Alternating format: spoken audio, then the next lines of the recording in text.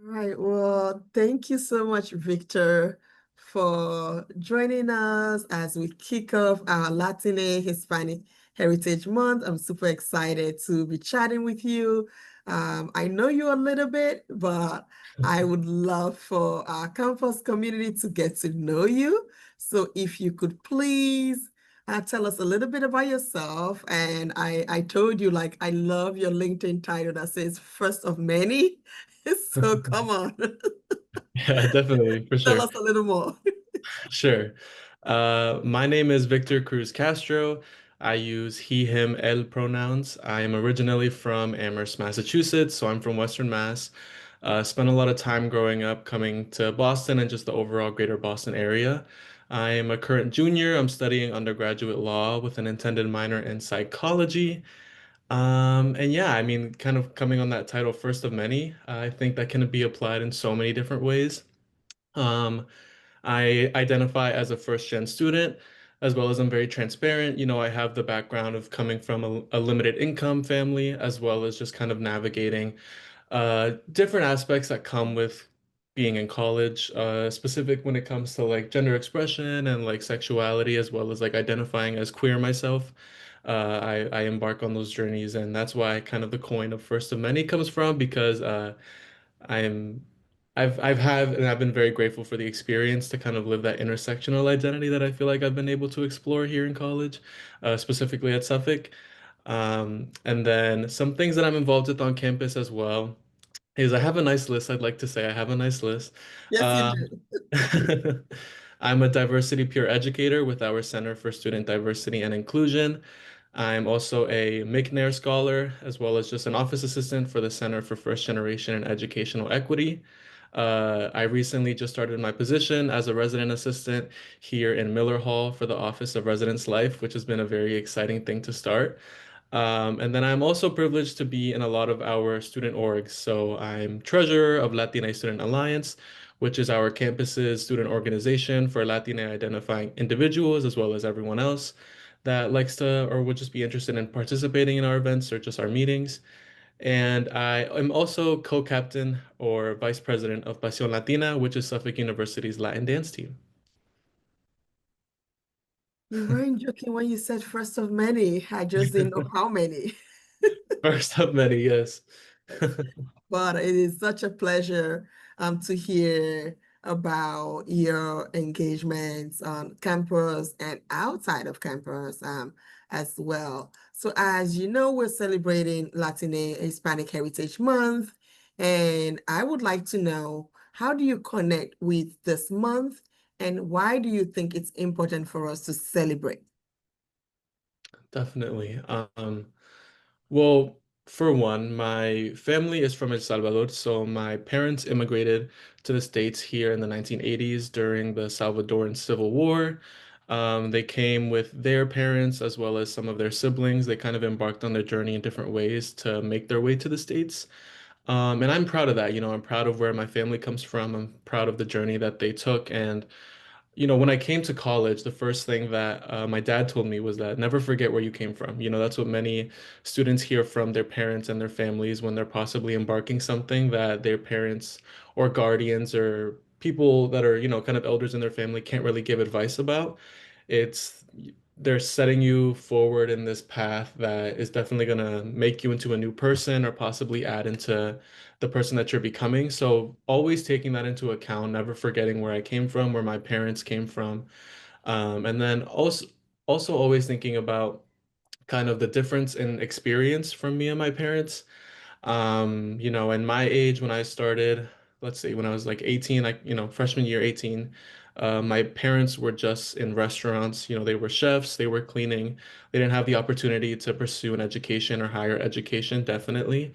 They never graduated high school. That was never on their plans. It was just to kind of make a substantial living for themselves and some just be able to kind of attribute to the family that they wanted to create, as well as be a providing person for their family back home in El Salvador. And I think that's a pretty unique experience. However, we all experience it, or many of us have experienced it in many different ways, whether that being first gen or just like first generation American. That hat is worn by many students. And when it comes to Latine heritage or Latine history specifically, I think it's important to think about how we look at diversity, how we look at inclusion, how we look at the equity and the belonging aspect. Belonging specifically, I think it's important to have the conversations of acknowledging that we all come from different experiences, and kind of being able to relate to how people from different backgrounds are able to contribute to one society, one history, which is like American history. So being able to pinpoint the leaders of, revolutions, of resistance movements, and as well as pioneers here in the States that have been able to incorporate overall freedoms and beliefs. And now I am privileged to be able to be a part of. I'm definitely sure that one thing that I feel like always motivates me is thinking about possibly 50 or more years ago, like thinking about leadership and where I am today because of my skin color, who knows what I would have achieved. So being able to step into those shoes and thinking about the people that came before me is a big thing. And it's not just for Latine identifying individuals, it's also for other people that identify with different marginalized identities, being able to step up to the plate that possibly our predecessors really fought for and really led the charge to be able to get us here. So it's always being able to acknowledge the people that made the effort to get us to where we are. And I think that's as important as it is for the Latine community as well as just any other community overall. Thank you for sharing that. You started talking a little bit about this, but I'm curious, identity shapes our experience and our choices. How has aspects of your identity shaped or influenced your academic and career journey? I think it's interesting. That question is interesting because I feel like I've been grateful to experience many hardships. And I say that because I feel like once I experience, or just people overall, experience hardships, they gain these life skills that they possibly weren't thinking they were going to get out of it. So, for example, like my first year, one of the biggest things that I was worried about was money and taking out loans, which is a very like, it's a big reality for many students overall, not just at Suffolk, but specifically overall in the country. Higher education can be expensive, and sometimes the investment can be, really lengthy, and it can be really challenging for someone that doesn't really know the process of getting extra funds or taking out something like a loan that's borrowed. So that was one of the biggest things was worrying about money my first few years and just kind of being able to provide for myself. One of the words that sometimes first gen students think about is like trailblazers or being like the pioneers in their family. And often with those ties comes with our families back home. We don't want them to worry about us while we're pursuing higher education or while we're away from home. And I definitely relate to that experience because I know coming to Suffolk, I was very worried that I didn't want my family back home to worry about me. So much of that came for looking for a work study, but then also looking for a job outside of school.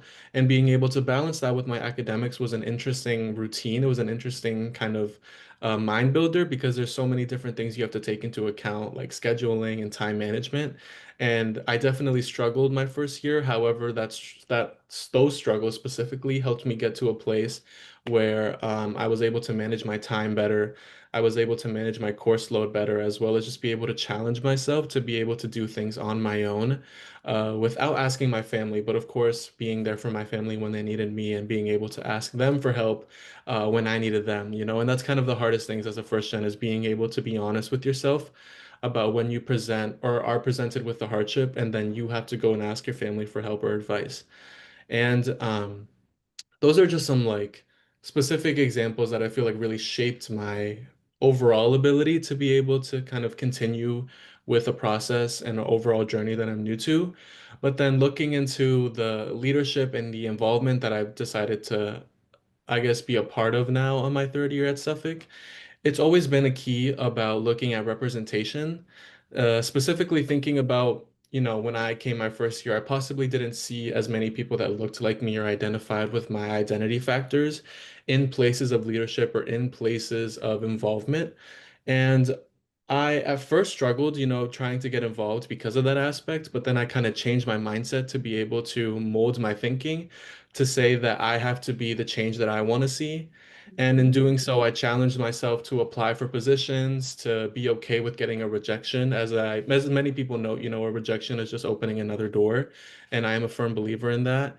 And I've been very grateful to receive many opportunities as well as just push myself to say yes to all opportunities because as we know, that can be a very that can open most doors that we didn't think were going to be open. So being able to take those opportunities, take those leaps of faith have been gratefully like very positive for my journey so far.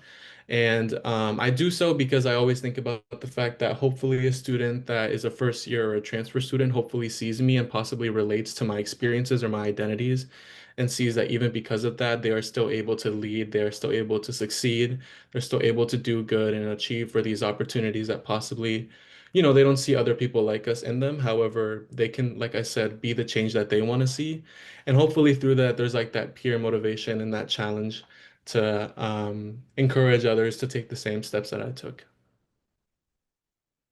Really very much appreciate that. We've talked now about what you have talked about, your resiliency, the hardships you've had to overcome, and actually overcome them in a way that has been a lesson for you and in building skills, right?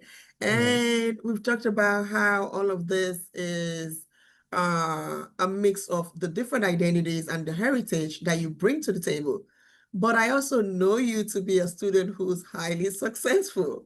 And so I want to talk about that as well. Can you talk about any of your academic success and being part of this journey and the things that you've done on campus? Because I know that you have impacted so many on campus that I know about. And please share with us, share some of those stories as well. Yeah. Um, I think I'm very grateful to definitely have to take a moment to think about some experiences that I'm able to share because I've been very fortunate, like you said, to be able to really have contributed to what I hope to be sometimes a Suffolk experience. For example, my experience as an orientation leader last summer was one of the most memorable. Being able to connect with the incoming class, the 2028 incoming class, being able to connect with them and just share my experience of a student and be able to kind of give them the tips that I wish I heard. And then transferring that to this past summer, working with families, being able to talk to families about the worries that they had, the questions that they believed they weren't going to get answered, and just the opportunity to hear from a student that has experienced a lot and hopefully give them that reassurance that, most times students will face hardships, but at Suffolk, they'll get the support and the assistance they need.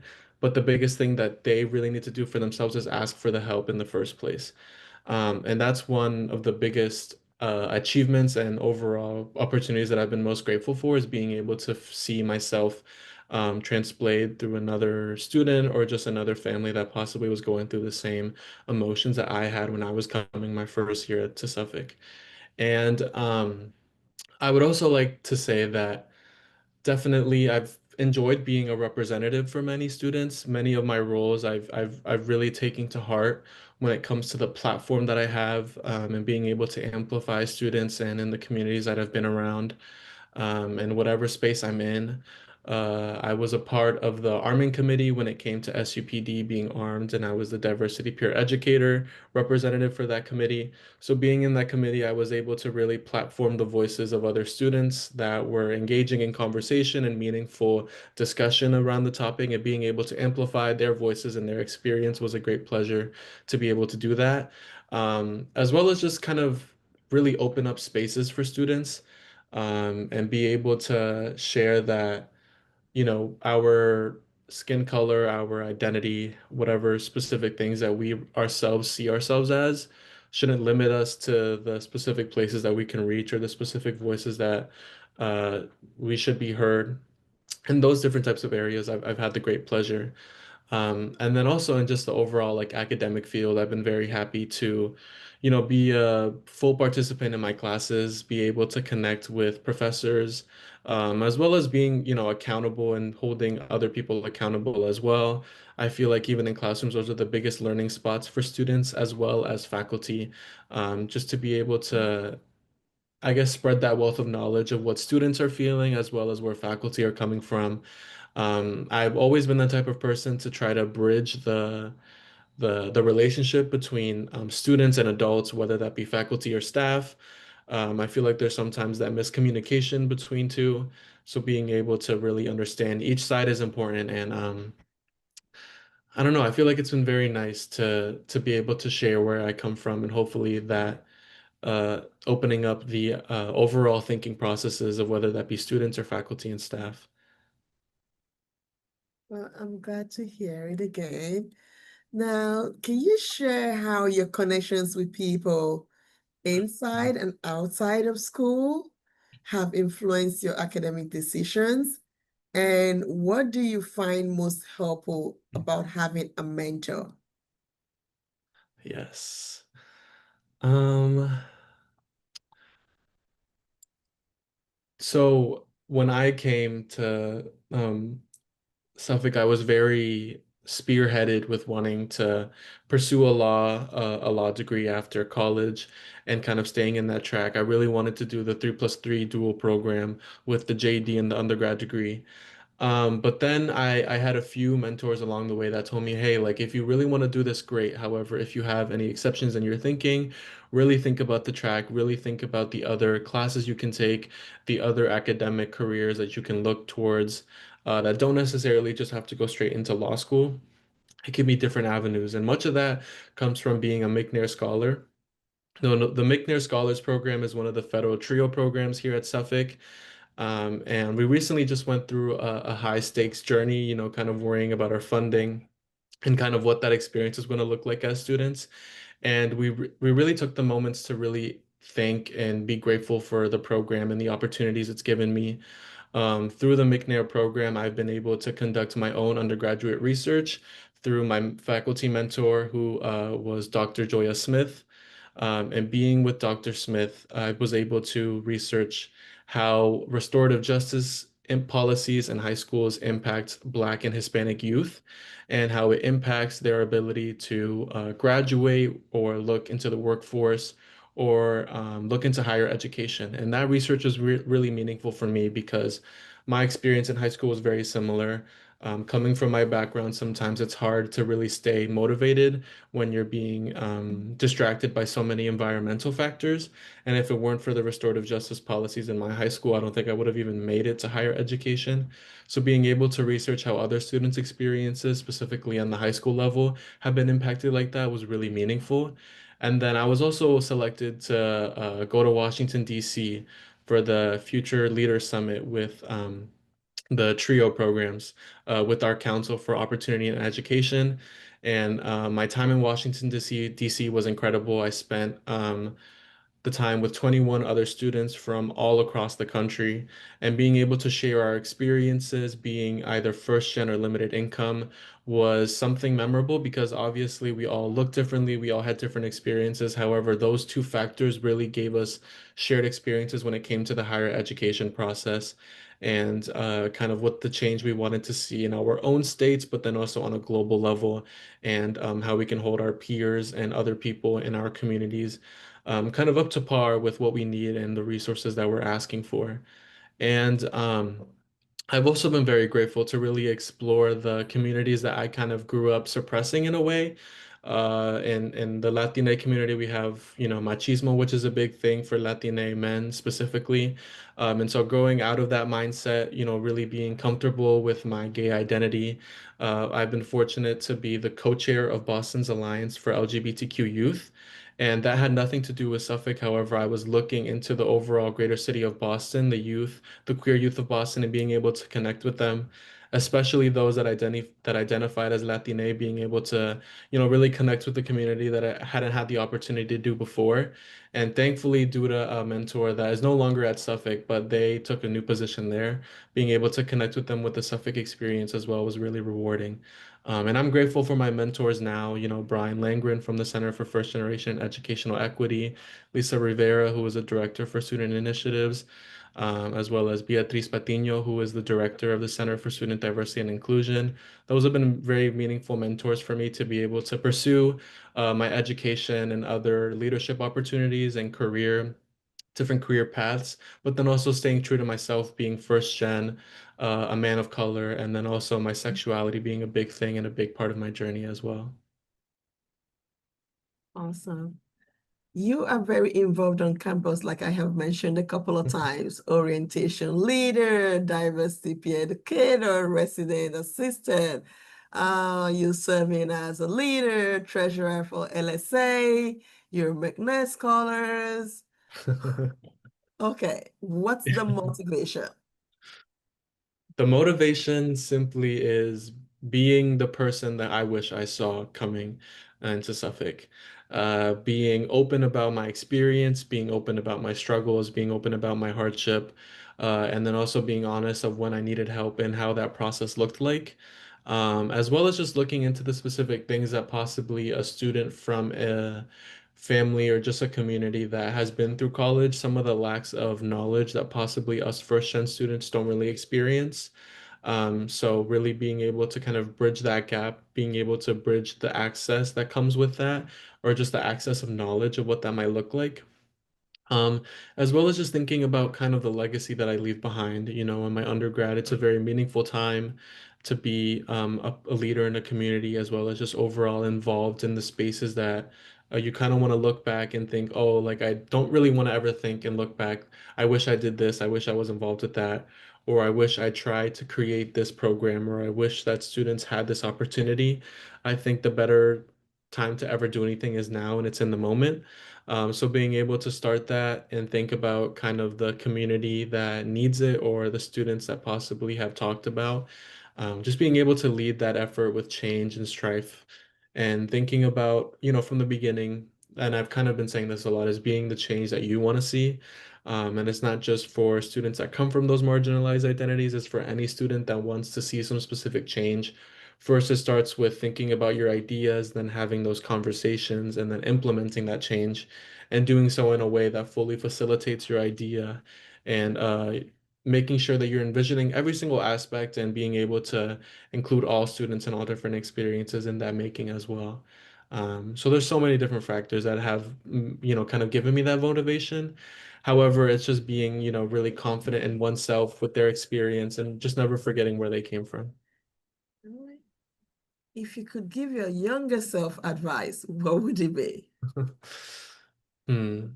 If I could give my younger self,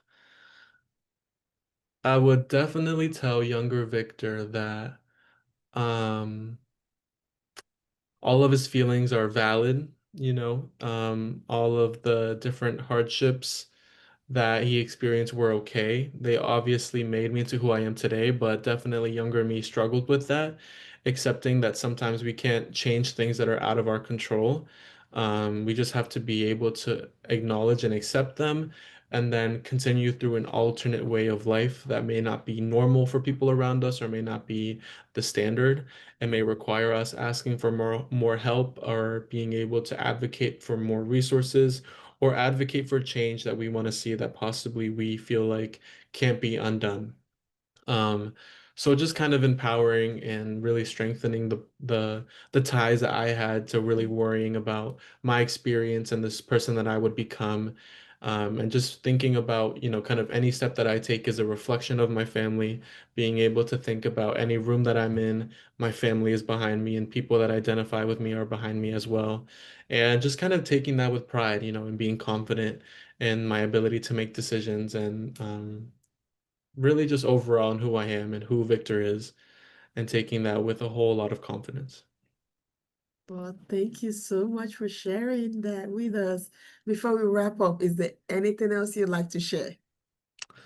Definitely would love to give, you know, a huge shout out to all of the people and offices that I've worked around, specifically Center for Student Diversity and Inclusion, the Center for First Generation Educational Equity, as well as the Office for Orientation and New Student and Family Programs. You know, those three offices are my top triangle, as I call them. Those three offices have really catered to my student experience as well as my involvement with the Performing Arts Office and the Center for Student Leadership and Involvement. Being with the community that I'm in right now, I would definitely not be in the spaces that I'm in or being able to, you know, kind of amplify my voice and being able to just share my experience and my thoughts and opinions in a way that I do so that's hopefully representative of the people around me and the people that I surround myself. I'm just always forever grateful for them. All right. Well, thank you so much, Victor-Cruz Castro. It is a pleasure chatting with you, and I'm so glad that you are doing well, you are leading, you are being the representative that you would admire, and you're leading by example. So we're grateful for that. So I hope that we'll stay connected, and I will see you in all the Latine history events this month Yes. and then some more. Yeah.